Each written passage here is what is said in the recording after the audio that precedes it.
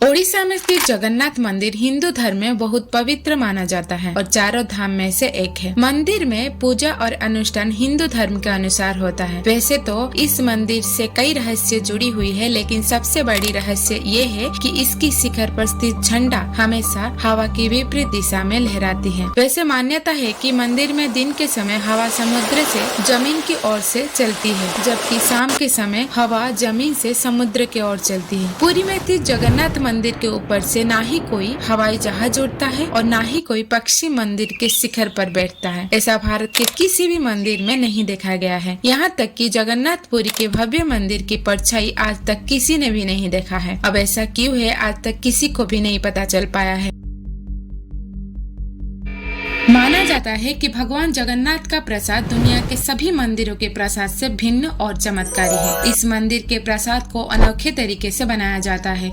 आमतौर पर किसी भी तीर्थ स्थान और मिलने वाला प्रसाद को प्रसाद ही कहा जाता है, परंतु ओडिशा के जगन्नाथ मंदिर में मिलने वाला प्रसाद को महाप्रसाद कहा जाता है। 500 रसोइया और 300 सहयोगियों के साथ भगवान के महाप्रसाद को प्रस्तुत किया जाता है। यहाँ रोजाना 56 भोग का आयोजन किया जाता है, जो कि 7 मिट्टी के बर्तनों को एक दूसरे के ऊपर रख के पकाया जाता है। और यहाँ की चमत्कारी ऐसी है कि सबसे ऊपर वाला बर्तन का भोग पहले पक जाता है, उसके बाद नीचे की तरफ से एक के बाद एक पकती जाता है। यहाँ प्रतिदिन 20,000 लोगों के लिए प्रसाद बनता है, लेकिन अगर किसी दिन 50,000 लोग भी आ जाते हैं तो भी कोई बिना प्रसाद ग्रहण किए बिना नहीं जाता है। भारत में किसी मंदिर का ध्वज हर दिन नहीं बदला जाता है। जगन्नाथ जी का मंदिर ही एकमात्र मंदिर है जिसका ध्वज हर दिन बदला जाता है। हर दिन एक पुजारी को ऊंचे गुवन पर चढ़ाकर ध्वज बदलना होता है। जगन्नाथ मंदिर की ऐसी मान्यता है कि अगर एक दिन भी ध्वज नहीं बदला गया तो मंदिर 18 वर्षों के लिए बंद हो जाएगा।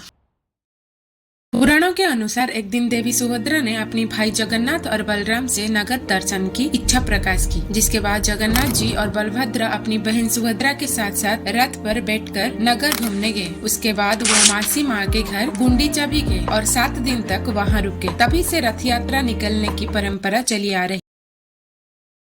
रथ यात्रा के बारे में बात कर ही रहे हैं तो भगवान जी की रथ की कहानी भी कुछ अनोखी है। भगवान जी की रथों को नीम की लकड़ी से बनाया जाता है। इसको बनाने के लिए कोई धातु का प्रयोग नहीं किया जाता है। जगन्नाथ जी की रथ 16 पहियों का बना होता है और इसमें 332 टुकड़ों का प्रयोग किया जाता है। इसकी ऊंचाई 45 फीट होती है, जबकि भगवान बलभद्र की ऊंचाई 44 फीट और सुभद्रा जी की रथ की ऊंचाई 43 फीट होती है। भगवान जगन्नाथ जी की रथ का रंग लाल और पीला, बलभद्र जी की रथ का रंग नीला और लाल और सुभद्रा जी की रथ का रंग काला और लाल का प्रयोग किया जाता है। रथ यात्रा के बारे में ऐसी मान्यता है कि जो भी भगवान जगन्नाथ के रथ को खींचता है उसे फिर जन्म नहीं लेना पड़ता, यानी उसे इस जन्म में मोक्ष प्राप्ति हो जाती है। अब इस बात पर कितनी सच्चाई है ये बताना मुश्किल है।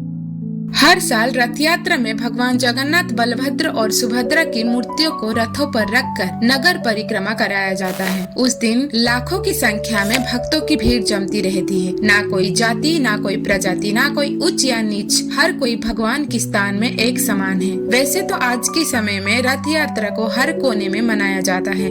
नेशनल से लेकर इंटरनेशनल तक रथ यात्रा के साथ साथ भक्तों और श्रद्धालुओं का संख्या बढ़ती जा रही है। ये भगवान के प्रति भक्तों की श्रद्धा और अटूट विश्वास को दर्शाती है।